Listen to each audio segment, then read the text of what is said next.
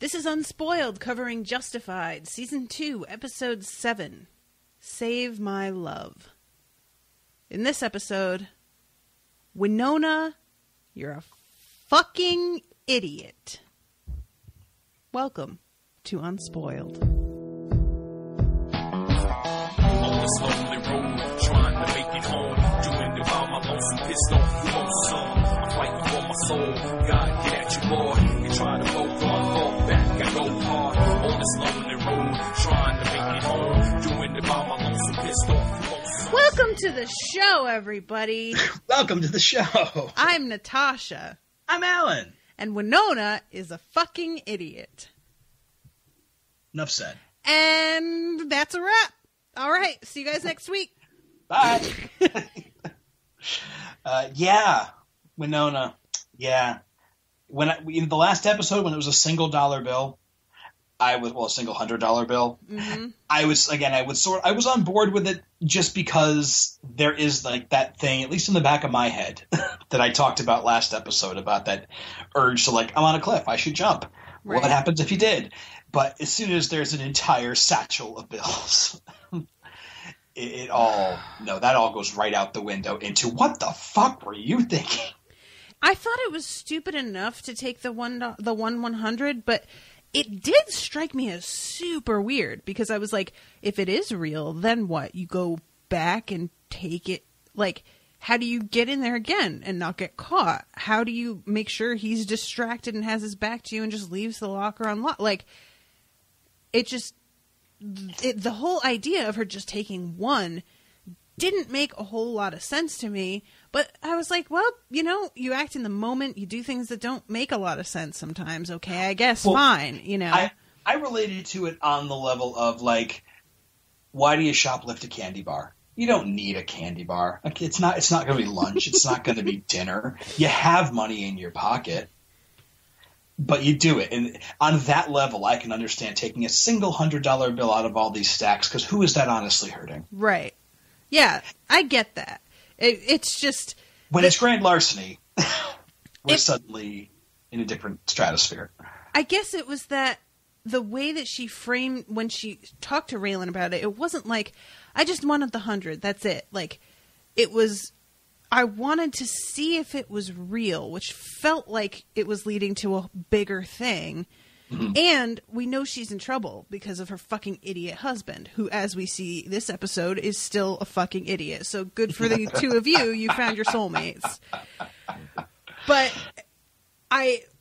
so I get what you're saying.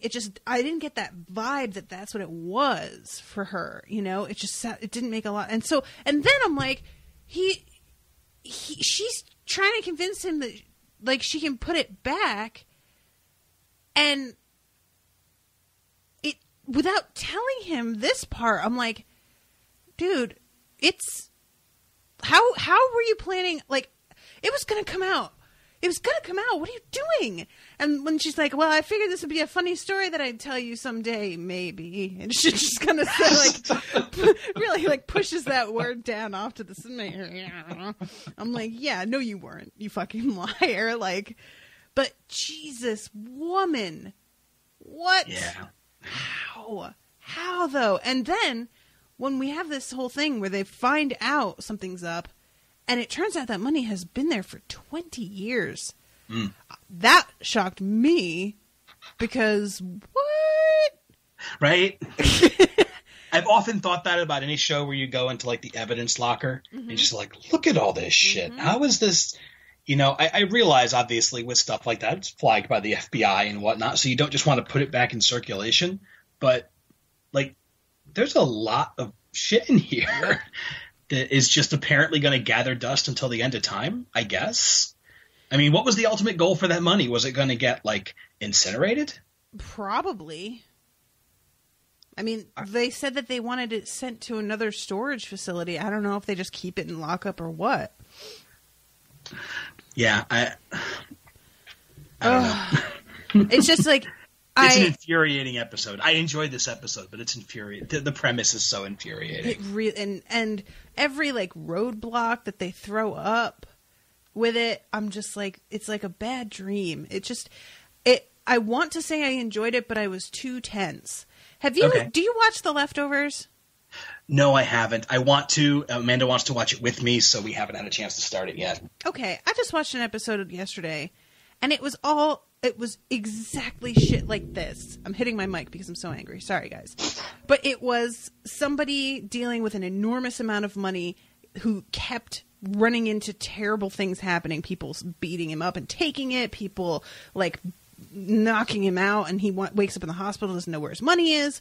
Like, all of this over and over. And so then this episode again, I'm like, I am stressed. Stop. It is giving me anxiety. It's like those comedies, and I put that in quotes, with fucking Meet the Fockers and whatnot, where it's supposed to be funny, but it just makes me so anxious that I can't laugh. It's not funny. It's just making me crazy. Exactly the same way. I have the exact reaction to that. I hated Meet the Parents so much I didn't see any of the sequels, but type of comedy forever, just I don't do uncomfortable humor. Which is weird. That I guess that's why I don't like British humor generally, except for Monty Python, because Monty Python is just ridiculous. The rest of British humor revolves around like uncomfortable silences. Yep. And I can't handle that. Oh God. Oh. So yeah, this just made me crazy, and the way it ends. I can't. Art knows. He knows. He's got to know. I don't know if that will actually come back really. Like, if I were to say this is going to come back and bite him, it sounds like I'm saying Raylan's going to get caught or she's going to get caught. I don't think that, but he knows, and he's going to have his eye on him now, and that's a bummer.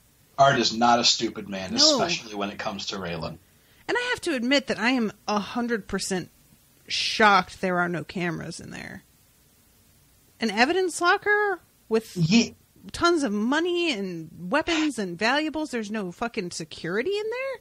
This isn't some, like, shitty little police precinct in, this is the U.S. Marshal's office. Yeah, but it is still poor-ass Kentucky. I mean, I think you're right. I hadn't thought about that until just a second. You're right. I would imagine they would have a video camera, but then we wouldn't know a story. So yeah, I guess so. It's just I kept actually like worrying that there was one, and he just hadn't realized it. Because it wouldn't be surprising if she was able to take the money without getting caught, because the camera, like, she kind of. It's manages around the corner, back in the corner. Yeah, she manages to like do all this, but then to have him like open it and let her in, and she brings that bag back, that would look really shady. That's pretty damning. Yeah. Oh, man. No, that's true. Anyway, yes. Let's talk about the ending when we get to the ending. Yeah. All right. So this episode, Save My Love, was written by Graham Yost, he's the creator of the show. And he also wrote or did the teleplay on Fire in the Hole, the pilot, Riverbrook, the second episode, The Collection, which was the Nazi paintings one, and The Moonshine War at the start of this season. Okay. So he's good. He is, and this is his show. So, John Avnet was the director, and he previously directed Lord of War with Arlo, Blowback and the Hostage Sting, The Life Inside of the Pregnant Lady, and last week's Blaze of Glory. Okay. So these are experienced Justifiedians. So we open up like 5 hours after the last episode ended in Raylan's motel room. And Winona shoots up out of bed and starts freaking out because her bill isn't there. Yep. She's realizing that hers had a torn corner and none of Raylan's bills do. So Raylan goes to find it somewhere. Yeah, when he's like, I'm going to go find it. I'm like, okay. I mean, he winds up having like a method here, but it was, I didn't know how he was going to do that. So I was imagining him just like walking down the streets looking in gutters. Yeah. And as he's getting his stuff together, he says, I'm really sorry. He says, I know that. It's the only reason I'm not beating you over the head with a phone book. Yeah, that's fair. She says, you're angry. Well, what do you think? Yep. And her response is, I think you're going to save me. To which I'm like, you should let her swing. Right? I do not like this. I'm so with you on Winona at this point, because she starts out as such a fun character, and this is a level of boneheadedness, right, that I just can't get behind. I just like well, later. So Raylan goes off to save his love, and we go to our opening credits, and we come back to Gary. And he is getting frisked by a bodyguard because he is visiting Wynn Duffy. What is your fucking problem, dude? He has an exciting investment opportunity. He has a death wish. That's what he has. Jesus, you managed to get out of that shit alive. That is not an opportunity you get again. What is the matter with you? No words. Yeah, it's really pretty. Duffy, although he knew I guess they'd spoken off camera over the phone, but he looks just as shocked as we are that Gary decided this is the best option that he has. And trying to be all buddy with him. I love that Wynn is like pretending to go along with that at first and is very quickly like, no, bitch, no, like, yeah. Last time you were me, you shot me, or I wound up shot, and I lost 18 inches of intestine. And he tells he had them preserve it in lucite, and would you like to see it? To which I had basically the same reaction as Gary, where I'm like, yes.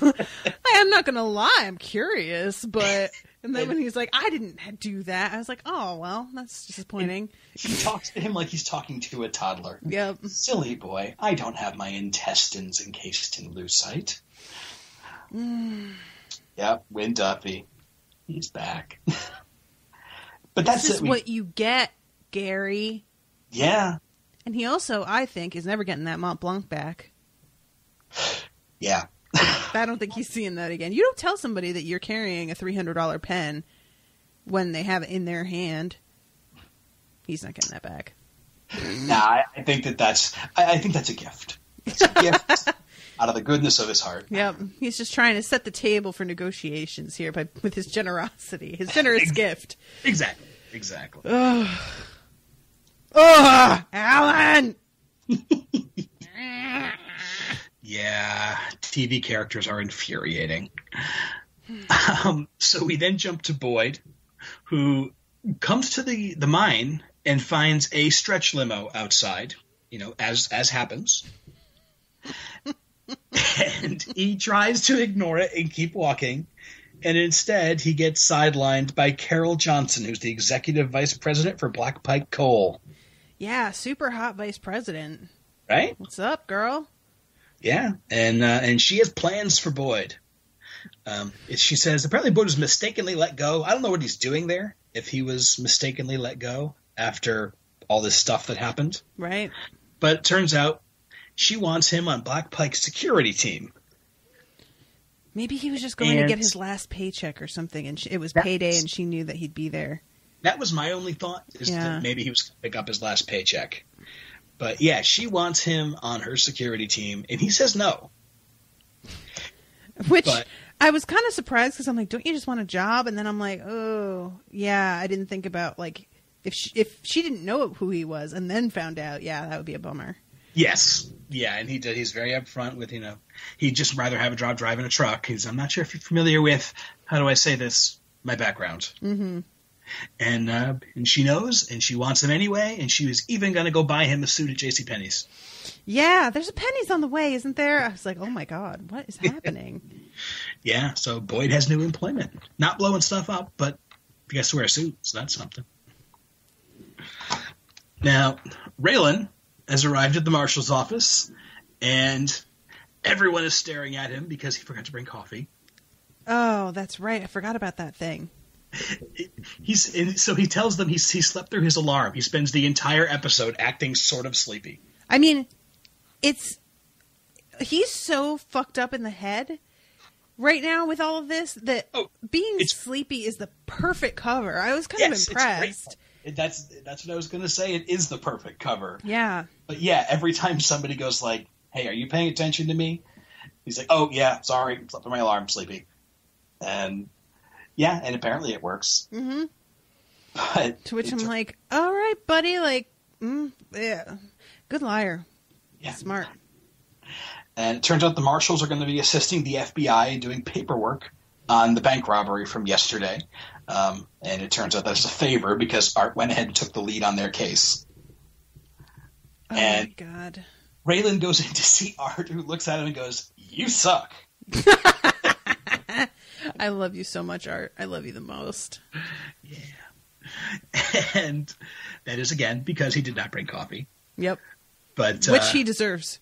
Completely deserves to be on the brunt of that. Absolutely. Absolutely. And Raylan is asking whether or not the bank robbers spent any of the money that they stole. And Art said they didn't have time to spend it, and he wants to know, why are you asking? And Raylan's like, "Oh, no reason. No reason. Never mind." Oh, brother. Just being thorough. And he goes and reviews the tape from everything, and he calls to see if any money was found on Carter Hayes. And it turns out there was, and there were exactly the right denominations. Yep. Oh, man. I'm just getting anxiety. Let's just get through this, man. All right. I'm getting freaked out. So Raylan runs off to go get the money. We jump to the limo with Carol and Boyd, and they're looking at the video of this farmer, Kirby Peener. Yeah, which is funny because I'm 8. And I'm sorry, dude. But what? Change your name. Come on. Yeah. Pass it on to your children. I'm looking at the cast listings for this, and I'm just like, the Peeners. Oh, God. Yeah, can't deal with it. There is no way that Peen could end that is funnier than Ers. Peeners. Oh, that's the best. Yeah. So, poor Mr. Peener. I'm sorry, stop! I will literally laugh every time. Don't do it. Oh. He is recording a video to show the damage done by the blasting of Black Pike Coal, and he is crushed by a rock. Oh my God, I forgot about this. On camera, yeah. Sort of on camera. Like, it was confusing because you just hear this rumbling, and I thought that it was going to be somebody coming after him for taking this video. You know what I mean? Like, yep. I thought that he was this activist, and they were already like aware of him, and they had sent people to get him, and then they got caught basically. But no, it is much simpler than that, actually. Yeah, wrong place, very wrong time.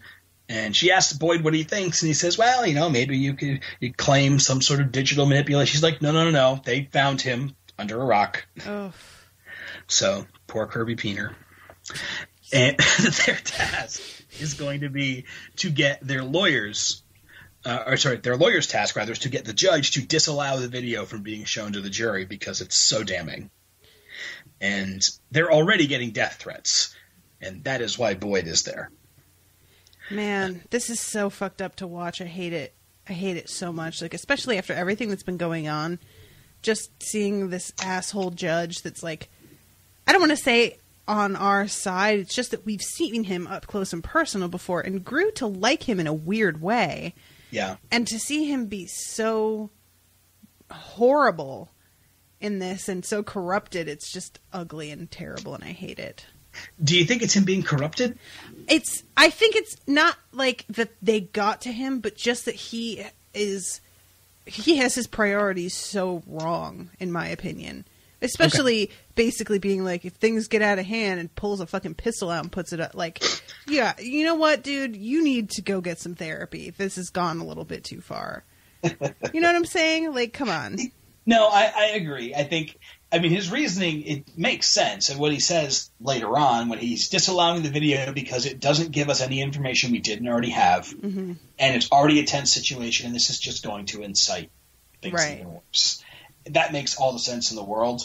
But at the same time, it really is striking a blow for the defense. But we're not quite there yet. In this case right now, we're just looking at the video, and yeah, they're getting death threats over this. It's not good at all. And Boyd asks if that's why he's there, and Carol says, among other things. To which I'm like, oh man, who is she going to have him kill? Yeah, Boyd is into something. Mm-hmm.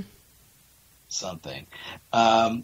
So, Raylan has arrived at the local station to pick up his money, and he talks to this cop, who, like this brain dead, like barista of a cop. Oh my god! Who is the least helpful law enforcement officer the show has ever shown us? And that includes. He's like the guy at the cash register at McDonald's who cannot remember what you ordered, even though there's the picture menu right in front of it. Even though you're telling him, he's so caught up. I've had people like that where it's like they're so distracted by their own failure they don't even hear that you're giving them the answer. Yes. When I call him the least, he's the least competent policeman we've seen. I'm including the corrupt policeman. That what's his name, Bennett. I'm including him on that list. Yeah, I mean, you have to be somewhat competent to be corrupt. Exactly. So this guy, I'm designating him Coover of the episode. Nice. So, yeah, Raylan has a long, circuitous conversation and learns that Tim already came and picked up the cash. So this whole thing was for nothing. He runs back to the office. He gets the bills. He says to Tim, "Oh, yeah, I'll take them down. Don't you worry. Got it. Ready." And alone in the elevator, he finds the right bill. Yep. And he switches it out for the substitute bill. And then Rachel comes in the elevator and tells him that Tim has already scanned all the money. And this whole thing, again, was for nothing. It has just gotten worse. Yep. So now we go back to the motel, and this is where Winona is explaining what happened.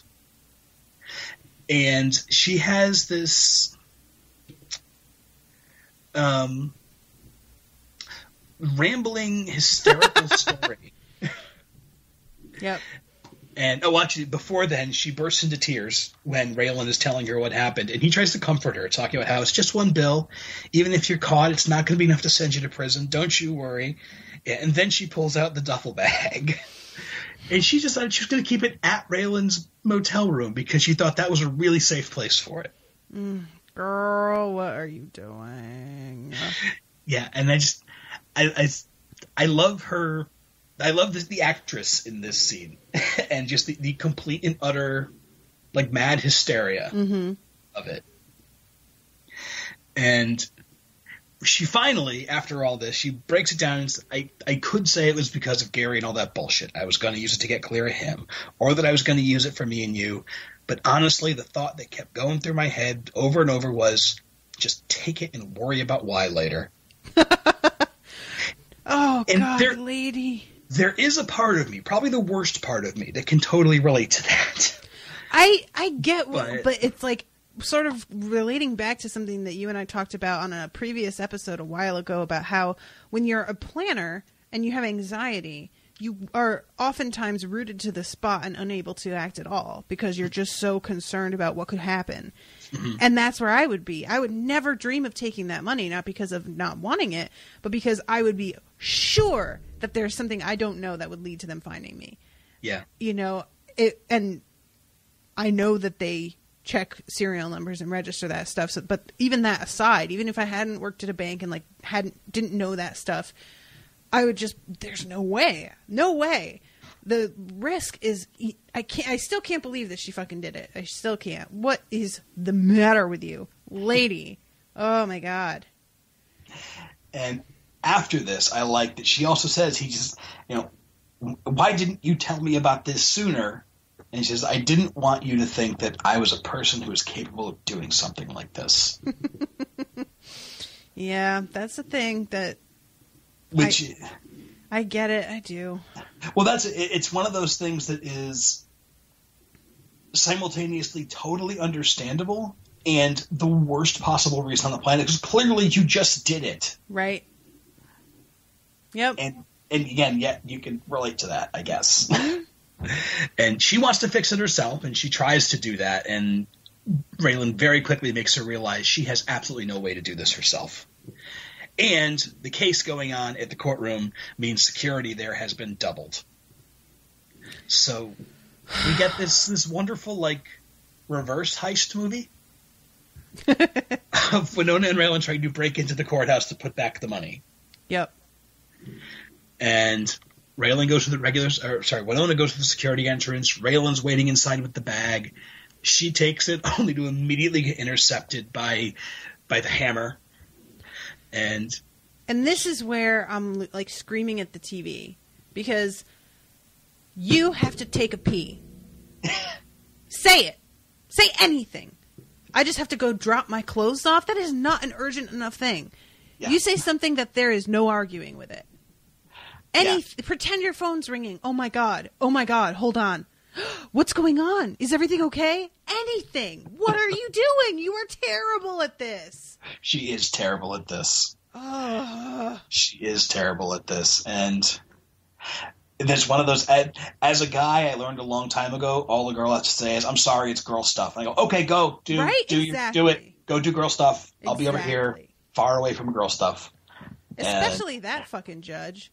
Yeah, no kidding. You know, he's like, he doesn't have the stomach to deal with that. No. But yeah, Judge the Hammer wants her in court pronto. And, yeah. Oh, and when she says that she has to go put her gym clothes at her desk, he tells her, I know 50 men in this building who'd pay to sniff your gym clothes. Oh, when he said that, I literally threw up in my mouth. Such a skis ball. So disgusting. And her response is, I will keep that in mind if I am ever short on cash. I mean, how else do you respond to that? Jesus. I know. He's such a fucking... But yeah, so he basically yanks her by the arm and he makes her come with him. And then he summons Raylan to his chambers, and he wants Raylan to scour the courtroom for any bombs or incendiary devices. Mm-hmm. And when Raylan comes in, he finds Boyd and Carol Johnson waiting for him. Oh my God. This was super awkward. Like, First of all, Carol it feels like she's hitting on him without even saying anything. She just has this real sort of slimy vibe. You know what I mean?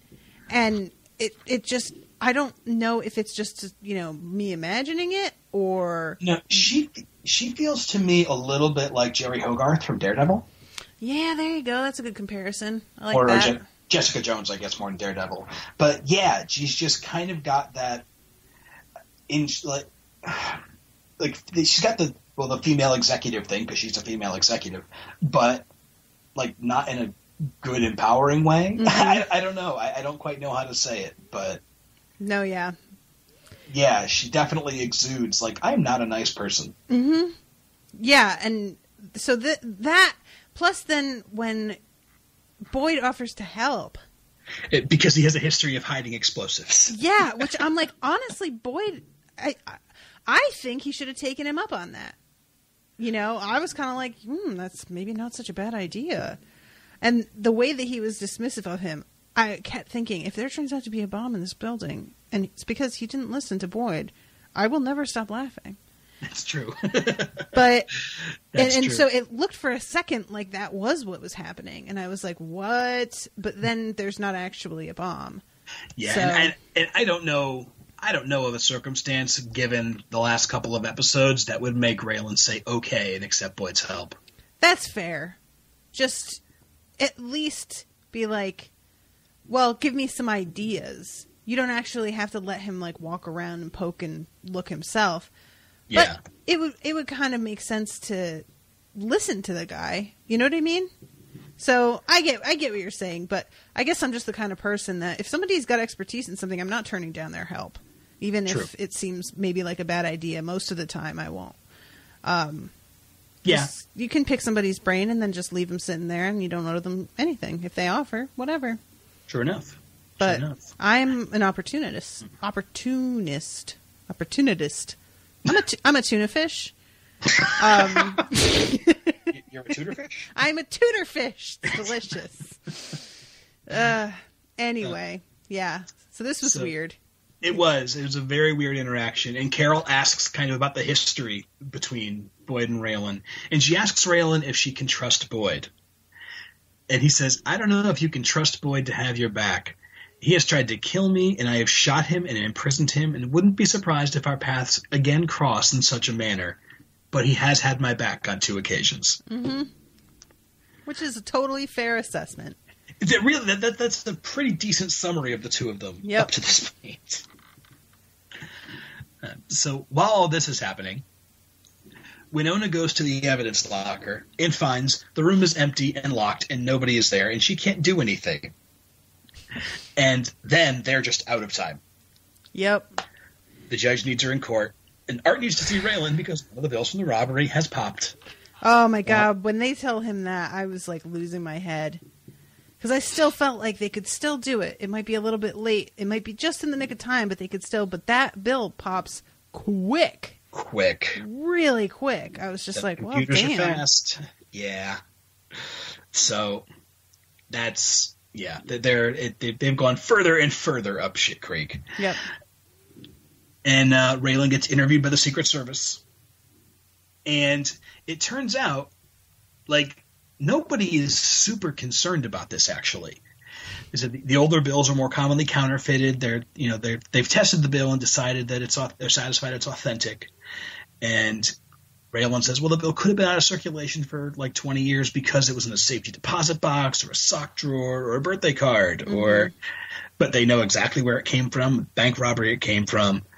And yeah, they're like, all right, well, let's go check it out. It's supposed to be here in the building. I hated this. Yeah.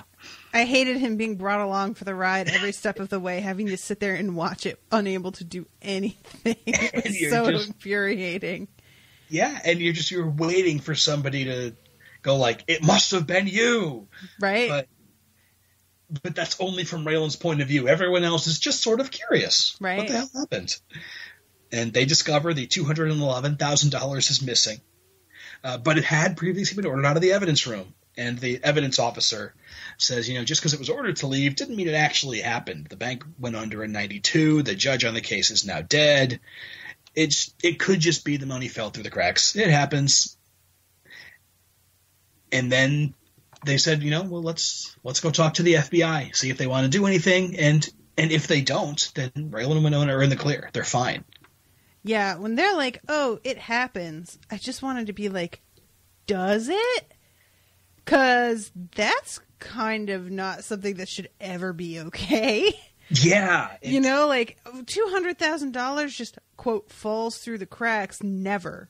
Literally never. Nobody just, what? And like, there it is sitting in this lockup where it's supposed to have been, so they're not wrong. It's just, it's mind-blowing to me. It just doesn't make any sense. Give us that then. Guys, I never like being reminded how much stuff is lost that really, really, really shouldn't be lost. Oh man. I was just listening to your Civil War coverage the other day, and I was remembering the point where Thunderbolt Ross says, he talks about, do you know where the Thor and the Hulk are? And if I lost 2 nuclear bombs, you bet I'd be all over it. And then you go and do research and find out the number of nuclear weapons that we actually don't know where they are.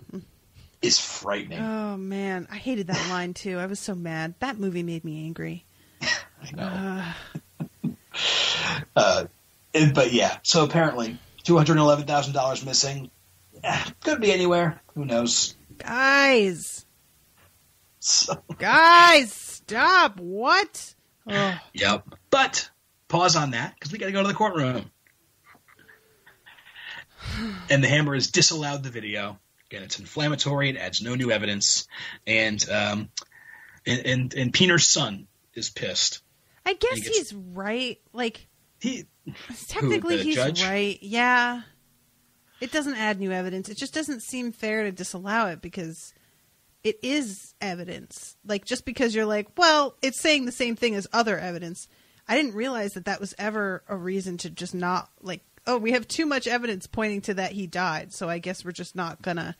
But it's inflammatory, is the way that he puts it. Which I have a problem with it too because I always learned there were three types of arguments. There's the logos, pathos, and ethos. The logical argument, the ethical argument, and the emotional argument.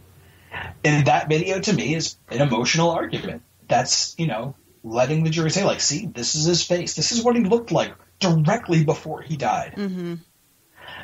I mean, yeah, it's inflammatory. It's already a big deal case, but I did kind of have the same issue with it. Yeah, I mean, like, if you're, like you said, if you're going to approach it from a purely logical standpoint, but this is what happened. You don't get to just be like, well, disregard the actual event. Like, no, that's what happened. Yeah. I don't know. It's just sort of like, I don't know. Yeah. I'm very much on the fence on that one. And I just didn't like the way he handled the whole thing in general. I was just like,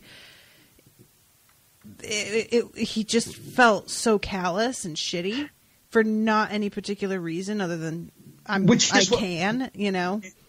is what we've been told. That's how everybody feels about him. He's kind of calloused and shitty. Yep. And he does seem to have just come into this with his mind made up already. Yeah. It really doesn't feel like there's any reason for them to be in the courtroom.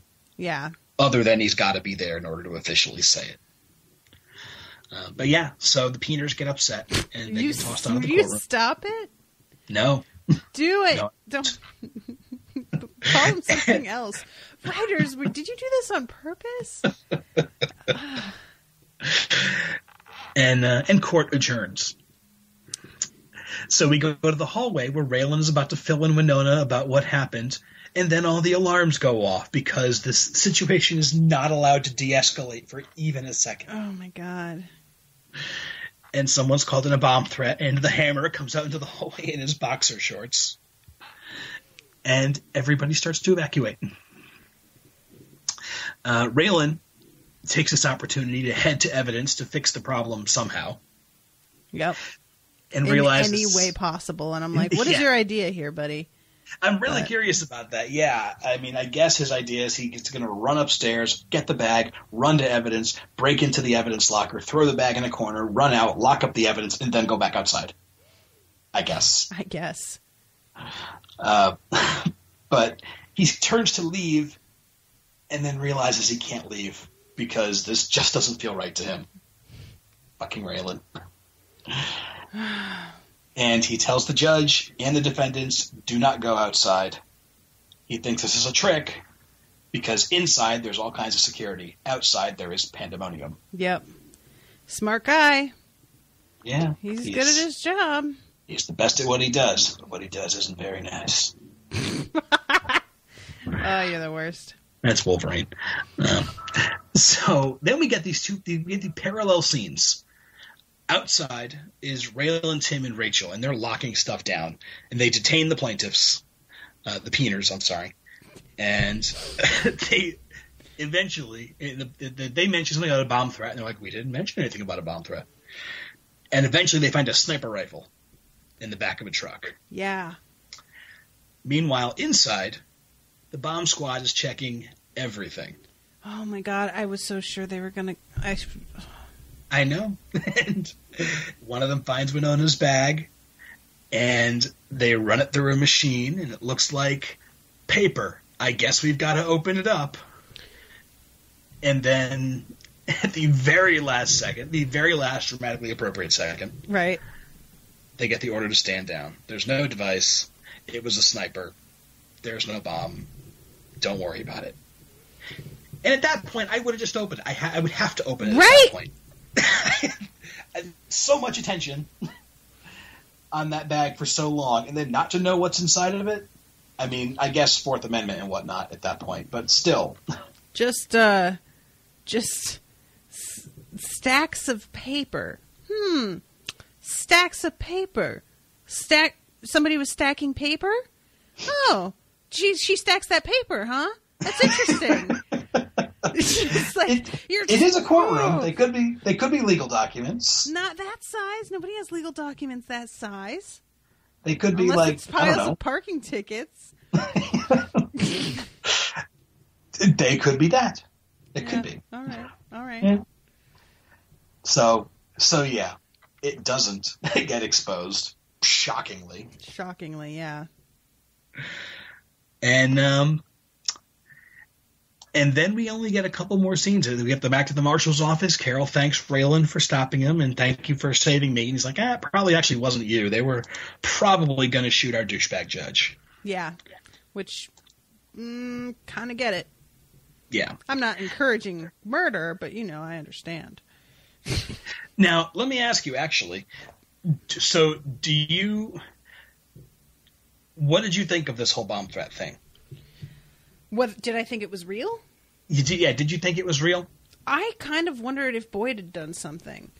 Like, if he was seeing that this was going really badly and just decided to pull a fast one in order to calm everything down and get everybody out of the building and distract them all. Mm-hmm. But... And I had exactly the same thing, and I kept waiting for that reveal to happen, and then it didn't. Nah. And I'll be honest, I don't remember if it comes up again in later episodes or not. Okay. But, yeah, it very well could have. It's just, it's a long show. So, but, yeah, and I kept waiting for them to reveal that this was clearly a setup to, yeah, exactly, to get everyone out of the courtroom and disrupt the flow of whatever. Right. But that doesn't happen. Instead, Boyd apologizes to Carol for potentially putting her in harm's way by trying to get her outside. Which I was like, what? I mean... I guess this is him actually taking his job seriously. Yeah, I guess so. But then it turns out that she's like, that's not your job, though. Yeah. Glad you're taking your job seriously. Now take murdering seriously. That's what I really want you to take seriously. Yeah, she asked him, how well do you know the Bennett clan? Mags is getting in the way of my plans. Mags and the boys are going to have to be dealt with. I want to know what the hell she's talking about. Getting in the way of her plans, how? Right? What? It's a good question. So yeah, our long dormant Bennett clan. It's been like 3 episodes or something since they had something to do. Yeah, true. And we needed to let Coover's hand heal. That's exactly right. Yeah, thank God he's going to have full use of both hands again. No.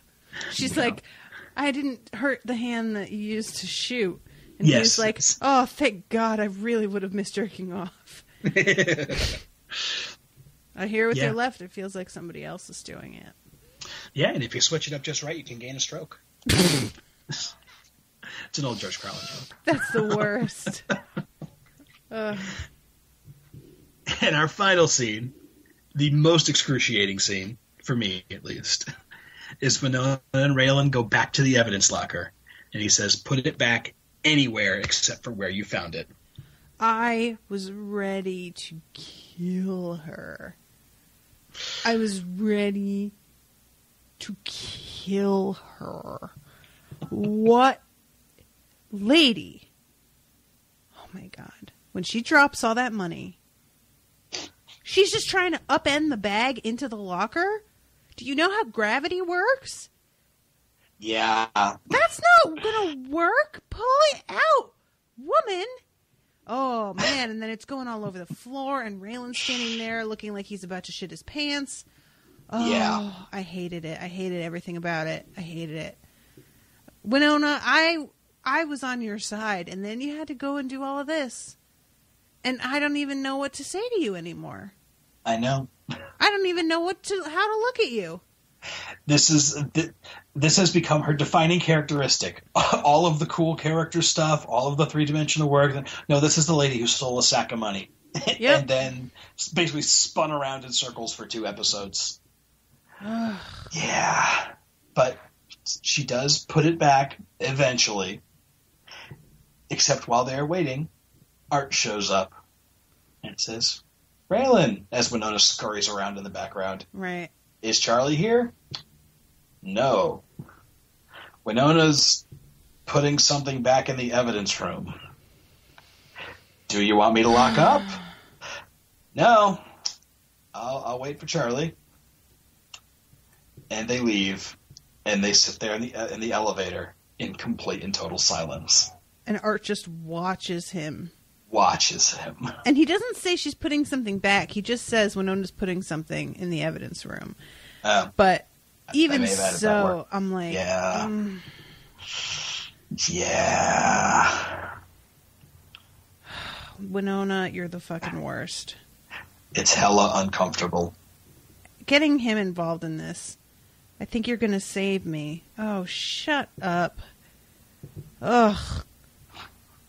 That sentence just really, like, I was already irritated with her, but when she said, I think you're going to save me, that put me right over the edge into not being on her team at all anymore. You know? Mm-hmm. It just, like, really, it just felt gross. And, like, I'm strong and don't need you anymore until I do something ridiculous and then help. I mean, it's not like we aren't all like that. There are times when I'm like, fix it, please. I don't want to have to fix it. You fix it. I get that. But this is just such an enormous thing because it's not just uncomfortable or just dangerous. This is his job and prison. And he put half the people in prison in that prison. So him going to prison would be a problem. Yeah. And she doesn't seem to really, like, fully appreciate the level of what she's asking him to do. Like, she seems to, in a surface way. I don't think she really does. You know? I don't know. Mm-hmm. You don't think she really wants him to fix her problem? No, I don't think that she's really thinking through what the ramifications would be for him if he got caught. Oh, yeah. No, I don't think she is either. Yeah. No, I think she knows that Raylan is the guy who can fix her problems. She's got herself into a big fucking problem. Yep. And so her default is to go to Raylan. And honestly, in this instance, not that I blame her. Right. At this, as infuriating as that is, that's exactly the person you go to, other than turning yourself into the cops. But then her husband is going to go to Raylan too, inevitably. Everybody goes to Raylan. Yeah, that's probably true. She needs to just divorce Gary and run. I'd be okay with that. Yeah. He's a mess. This whole thing's a mess. But this scene, actually, just as we were talking about it, it reminded me of the train robbery episode of Breaking Bad. Oh, I see that, yeah. Because, they go through so much frantic, complicated, all these gymnastics. Right. To get this thing taken care of. And then at the very end, something completely and totally innocuous shows up, and you go, I think that just fucked up everything. Yep. All of our perfect plans have gone to shit. I forgot about that. That was so awful. Yeah. So that is our episode. We are left with a whole big pile of question marks. Yep. Yeah, I mean, there's no way this goes well. It doesn't matter now at this point. Art knowing it doesn't matter if anybody else had walked in on him and felt weird about it and went to Art. Art wouldn't have bought it. Yeah. If he was hearing it secondhand, but seeing it, that's it. He knows. Like, yeah, Art is not a stupid man, and he does not have the blind spot for Raylan that it sometimes feels like he does. He gives Raylan an awful lot of rope, but he's not an idiot. Yep. Man. So yeah, that's that. Man, I just... Yep, we got... I'm really mad at Winona, and I'm not going to get over it. I think you are justified in that. Ooh, sorry. You're fired. Get out. So we've got, again, everything is sort of moving forward again. It looks like the Bennetts are coming back into the picture. Boyd is gainfully employed and wearing a tie. and Raylan's in deep shit. Oh, Raylan. What are you doing? And we didn't really talk about it, but the judge keeps on, like, ribbing Winona about, like, so you telling me you found somebody better than that? Oh, yeah. Oh, my God. And honestly, at this point, I'm just kind of like, I don't like the judge. I do not want Raylan and Winona together at this point. Mm-hmm. But with what he's putting on the line for her, I kind of want to be like, I know, right? Like, girl. he does seem to deserve a medal or something. Right? For the shit that he puts up with? Yeah. Not that he doesn't bring a lot of it on himself. Don't get me wrong. I mean, Yeah. sure. But, yeah. Anyway. So, I think, I feel like there was another small thing that happens, too, that I wanted to mention. I don't know. Yeah, alright, never mind. I lied. Yeah, sorry, I'm looking back through my notes, but I think that was... This is pretty tightly focused. Yeah. You know, we get the one... we get, like, 2 Boyd scenes. Other than that, everything is Raylan and Winona. Mm-hmm. But yeah, so this trial's going on. The town is all riled up. Yeah. And our heroes are in the center of it. And our anti-hero is in the center of it. Now, Yes. this, what do you call it? This lawsuit, Yeah. they're trying to get, is it like a wrongful death suit?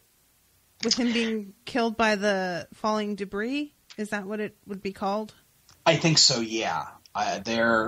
He talks in the video like really frantically about them blowing the top off the mountain, but I think the lawsuit itself, because I mean they're a mining company, that's kind of what they do. Mm-hmm. But I think the lawsuit itself is wrongful death.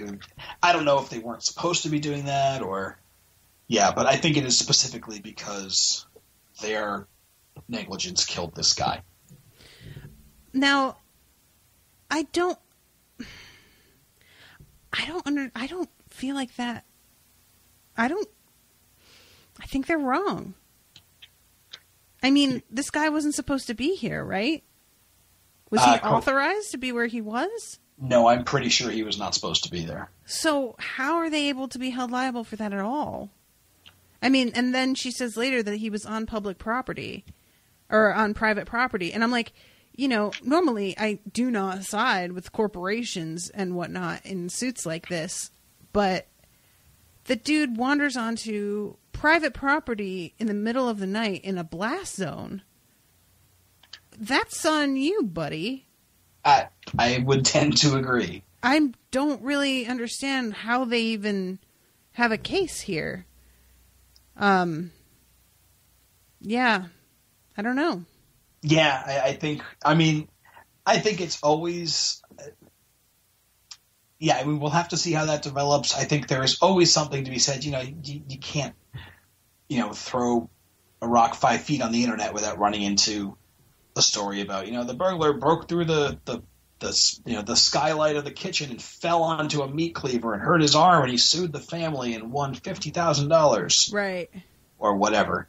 So I imagine there's always a reason to try to sue the people who killed your kin. Mm-hmm. But yeah, I don't know. We'll have to see how that develops. So we don't really get a lot of details on it. All we know, it's a high-profile case against this mining company. Yeah, it's just. I guess I'm just surprised at myself because I don't tend to take the side of the company in things like this. And in this one, I'm just like, yeah, what do you like that? That's the risk you take when you decide to do something like that. I see. So what you're saying is Unspoiled has grown too big, too fast. The money has gone to your head, and you've sold out. I wish. Please give me the opportunity to sell out. Please. I would love to sell out. Please let me sell out. Oh God, let me sell out. No, but yeah, that is what I'm saying. You're on the side of the Heartless Corporation. Got it. Oh God. Well, that's all I can say is that I expect we'll find out somebody pushed that rock. That shit was not from the explosion. That was them being like, I'm tired of this tree hugger. Somebody take care of this. And I bet that Boyd is going to run across that. We will have to see. Dun, dun, dun. Yeah. All right. Well, that's that. I want to say hi to my new patrons, if I may. You may. We have this week Keely Merchant, Eva Forsum, Sabix, Lisa French, and Katie Didn't, which is kind of a fun name. That is a fun name. Hi, everybody. Hello, everyone. Welcome. Thank you so much for becoming patrons and joining up and supporting the show. Those of you who are interested it's patreon.com/unspoiled if you'd like to become a patron. And you get access to a ton of back catalog episodes, a Facebook group exclusively for patrons, live recordings where you can see and chat in real time and ask questions and interact. Once Game of Thrones is off the air, I'm going to start doing my my cocktail hours again. Nice. Which were not recorded. They were just me on camera hanging out, getting drunk with patrons and talking to you guys. So, yeah, that's going to be happening once Game of Thrones is off the air and I'm able to have a little bit of a rest because my schedule's been a bit packed. And wanted to let everyone know also that I just started The Leftovers 2 weeks ago. So if you have not watched that show, everybody says it's like one of the best shows ever written. I am on episode 3 and it is pretty brilliant. Even just on the 3rd episode, I have to say, it's kind of amazing. It's dark and it's very dense, but it's certainly unusual. I'm looking forward to getting to start that one. That since The Wire ended, there's now a Rashawn-shaped hole in my podcast life. So. Yeah, so definitely get on that one. And also, I am starting Agent Carter with Maggie next week. So I'm hoping that Agent Carter goes better than Daredevil because Daredevil started off super good. And then the last 4 episodes, I was like, what have you done? And we just ripped apart the finale. I'm actually in the middle of listening to that right now. Season 2 of Daredevil, I was so on board for about 2/3 of it. Mm-hmm. And then I was actually looking forward to your coverage because one of the episodes at the end, the last episode with the blacksmith, I fell asleep for like the last 15 minutes or so, like 10 of the last 15 minutes. And I was looking forward to you guys recapping it for me. And both of you were like, yeah, I was only really like half paying attention. I don't really know. So like, all right, well, it wasn't just me then. And clearly I couldn't have missed anything too important. Yeah. And I mean, I've been watching Daredevil's one of the few shows that I watch twice because Owen wants to watch it with me. So we tend to watch it as soon as we can. And then I rewatch it on the day of the recording. So I rewatch it twice for pleasure, not because I feel like I have to, but it really got so that I wasn't looking forward to rewatching them, or I would start it. This was the clincher for me of how much I disliked the finale was when I started to play it for the rewatch. I went in the kitchen and made pasta for the first 10 minutes of it because I was just like, oh, whatever. They just talk about the same shit. I'm not missing anything. And I didn't miss anything. Yeah. So show's got legs. I'm willing to give it, it's earned rope in my book to try again, but oy vey. Yeah. Season fell apart. But I mean, up till then, it was fun. And Owen listened to our finale episode today, and he said that despite the fact that we rip it apart, we do it with a smile, and that it was fun to listen to anyway. So that's good. That is good. So yeah, Agent Carter next week, and and July 2nd is the book club meeting at 7 p.m. Central Time on Blab for Good Omens by Neil Gaiman and Terry Pratchett. I'm so bummed I'm going to miss that because I love that book. Aw, boo. And we're having a big party that day. I just got it in the mail. I read the first half of the first chapter. It's very Douglas Adams-esque to me. Yes, it very. So that's a good thing. I enjoy it. And I'm excited to be talking about it. I'm just enjoying doing the book club in general. I was a little worried that adding something to my schedule like that was going to be a little too much, but having it just be monthly and having the ability to read at my own pace throughout, it makes it much more of a relaxed, nice thing rather than something that I feel like, oh God, I have to get this done. Right. So, the book club, July 2nd on Blab. It's available for everybody. It's not just patrons only. Live on camera. I'm co-hosting this one with Miles. And, you guys can come and ask questions, and hopefully you all will read along. And also on the Facebook page for the podcast, I'm putting forth a request for people to contribute what books they would like me to cover next. So people are leaving, it's pinned to the top of the page. So you just go to facebook.com/unspoiledpod, and it's right at the top. And you just, share with me some, make sure that they're single books, not parts of a series. But I'm taking requests and I'm going to narrow it down to the ones that sound most interesting to me and put it into a poll and then let everybody vote. Nice. I'm picking the next 3 books. I know for sure I'm adding American Gods to that list, but there are still 2 slots open. So I've wanted to reread that book for a long time. It's a good book. It's a long one, but it's fertile ground for a TV show, certainly.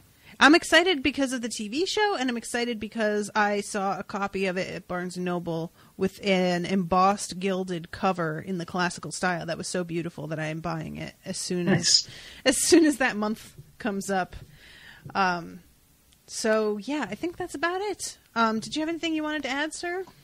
No, I don't think so. I mean, just the normal stuff. You can find me on Facebook on the Clubhouse. You can find me on Twitter at Al Kingsley, and you can find me here talking about Justified every week. Awesome.